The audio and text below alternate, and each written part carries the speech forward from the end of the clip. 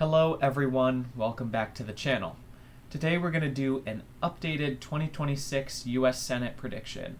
And we're going to get right into it and start with the safe states. And for the Republicans, that is going to be Idaho, Wyoming, South Dakota, Kansas, Oklahoma, Arkansas, Louisiana, Mississippi, Alabama, South Carolina, Tennessee, Kentucky, and West Virginia.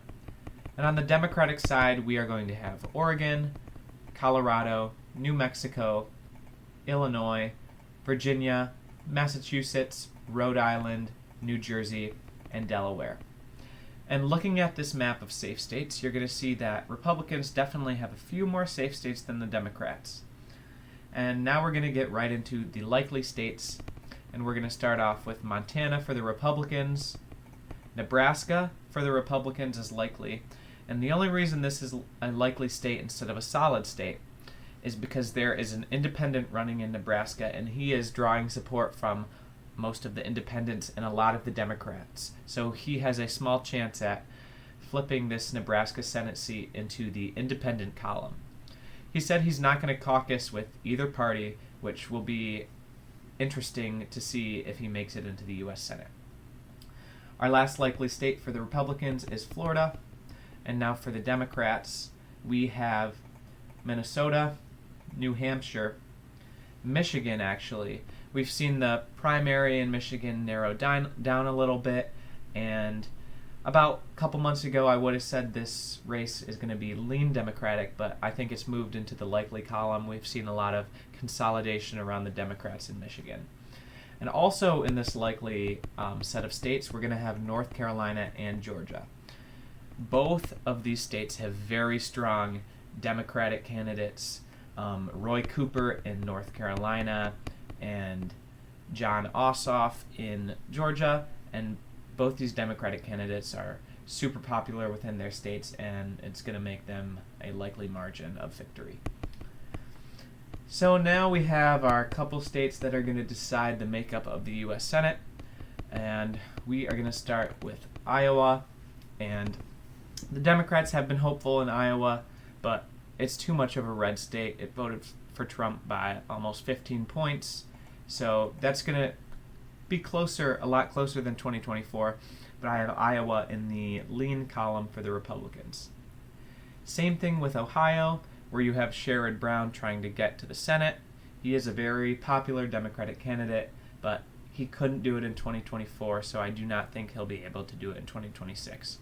And also, the Republican running for that seat is not weak. He is pretty strong, so I think the Republicans are going to hang on to that seat. And now we're going to go to Maine. And if we go to Maine, we look at the polling, we have consistently seen Graham Plattner beating Susan Collins, the incumbent, by 5 points, 6 points, 7 points, 8 points. Ever since Janet Mills has dropped out of the race, Graham Plattner has been the clear favorite in the polling for the general. So for that reason, I have Maine in the lean Democratic column. Now we're going to go to Alaska, and Alaska is very interesting. And if we go look at the polls, we see that Mary Peltola, the Democrat, is a clear favorite in a lot of the polls. So for that reason, I'm going to put Alaska as a flip state, but it's going to be a very narrow margin. I have it as a tilt margin because winning Alaska as a Democrat is going to be tough, but it is possible. And then finally we have Texas.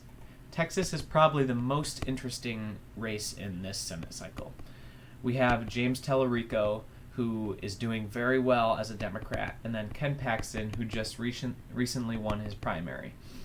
And Ken Paxton has some baggage that voters do not like, so there has been some flocking to the Tallarico camp. And Tallarico has gotten so many people to show up at his rallies and is just gaining momentum and popular support, and the polls have reflected that. They have Tallarico up by a few points.